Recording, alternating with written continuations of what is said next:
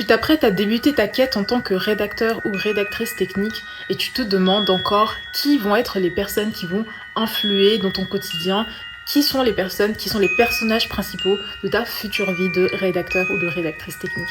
Alors si cette question te taraude et que tu veux avoir tes réponses, regarde cette vidéo jusqu'à la fin.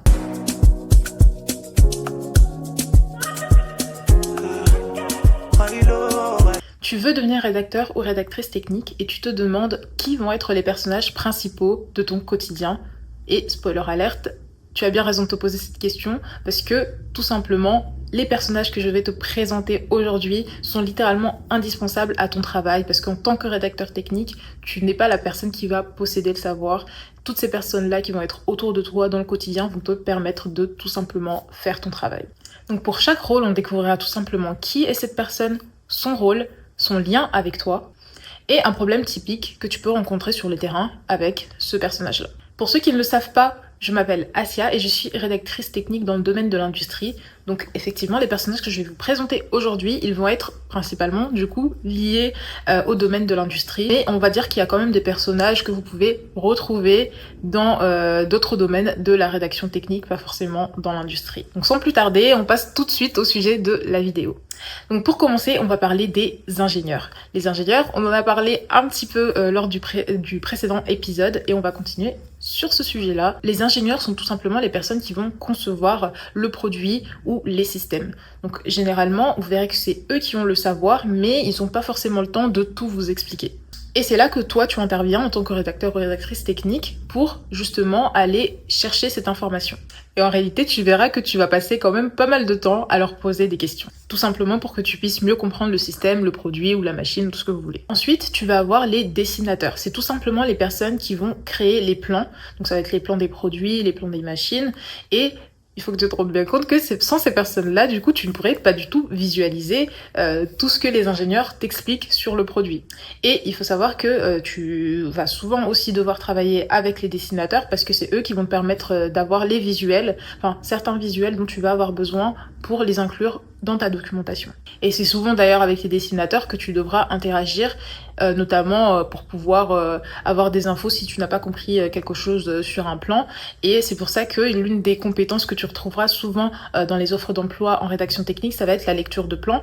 Donc tout ce qui va être par exemple pouvoir travailler sur SolidWorks, eDrawings, des choses comme ça, pour pouvoir par exemple extraire des images à partir d'un plan ou venir masquer des éléments, etc. Donc tu verras quand même que cette partie-là en industrie, elle est quand même assez importante et en lien du coup avec les dessinateurs. Ensuite, tu vas avoir les chefs de projet. Le chef de projet, c'est celui qui va piloter le projet sur lequel tu vas travailler, le projet sur lequel tu vas devoir documenter un produit spécifique. Donc là, par exemple, c'est celui qui va te donner les deadlines, c'est-à-dire tes échéances. C'est la personne qui va te donner aussi les priorités sur lesquelles tu dois travailler et aussi évidemment qui va te donner aussi certaines informations sur les livrables parce que bon c'est la personne qui va être très souvent en contact avec le client. C'est quand même un personnage qui est quand même assez important aussi parce que c'est une personne avec laquelle tu vas devoir très souvent travailler et qui va venir te donner des échéances. Donc c'est important que vous puissiez bien communiquer pour que tu puisses bien gérer tes échéances notamment et tes livrables. Ensuite, tu vas avoir les personnes qui sont dans la qualité, les qualiticiens. Concrètement, ils vont vérifier que ce que tu fais est conforme à la réglementation. Et eux, tu verras bien qu'ils ne rigolent pas du tout. C'est un personnage qui va être aussi indispensable pour toi parce que tu vas notamment devoir justifier plusieurs choses et c'est notamment eux qui vont permettre un petit peu de garder le bateau aux normes, on va dire.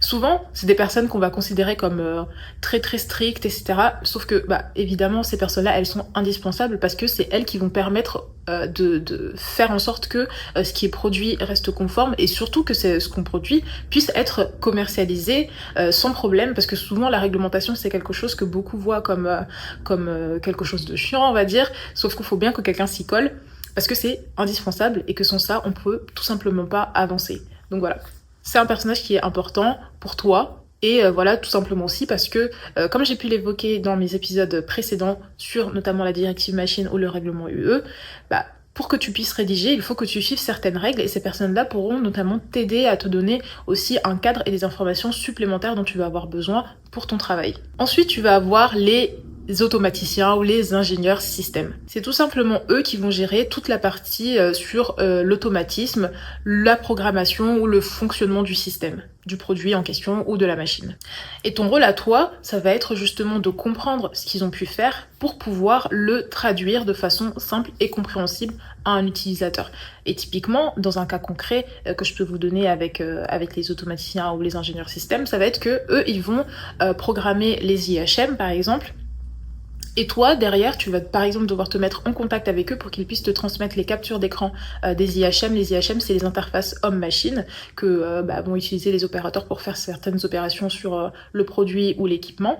Donc toi, tu vas aller vers eux pour qu'ils puissent te donner ces éléments-là, toutes ces captures d'écran-là, pour qu'ensuite tu puisses rédiger la notice de l'IHM pour pouvoir expliquer ensuite à l'opérateur comment utiliser l'équipement en question ou le produit. Un autre personnage qui est cette fois-ci quand même en dehors de l'entreprise, mais qui est quand même assez important à connaître, ça va être le contrôleur de conformité. Eux, ils vont encore plus loin que la qualité. Leur rôle, c'est vraiment de s'assurer que l'équipement que tu vas vouloir mettre en service, que tu vas vouloir commercialiser, il va être conforme à la réglementation. Eux, ils vont vérifier tout simplement que tout est conforme et sécurisé. Vous pouvez avoir des contrôleurs, par exemple, de bureaux assez connus aujourd'hui, comme ça va être le cas de la PAV, de Bureau Veritas ou d'ECRA, par exemple. Ce qui est important de savoir par rapport notamment aux contrôleurs de conformité, c'est que eux, ils vont venir établir une liste de conformité et sur laquelle vous allez avoir des réserves. Ce qu'on appelle des réserves, ça va être, par exemple, si quelque chose ne va pas sur la machine ou le produit, ils vont écrire qu'il y a une non-conformité parce que telle ou telle chose, ou ils vont dire que tel et tel point est conforme. Et justement, ça va vous permettre de voir aussi, parce qu'à certains moments, il y a certaines non-conformités qui vont être liées à la rédaction technique, enfin à la documentation du produit ou de la machine, qu'il faudra que toi, tu puisses analyser, prendre en compte pour pouvoir après corriger le tir pour lever les réserves en question. Donc c'est quand même important que tu puisses avoir conscience de ces personnes-là et de savoir aussi qu'est-ce qu'ils regardent, qu'est-ce qu'ils vérifient, parce que ça a aussi un impact sur ce que toi, tu dois inclure ou pas au sein de la documentation que tu vas produire. Cet épisode-là est vraiment là pour te faire comprendre que le rôle du rédacteur technique, il est vraiment transversal parce que tu vas être en lien avec pas mal de personnes, ce qui justifie encore une fois le fait que je vous ai expliqué qu'il faut être quand même assez à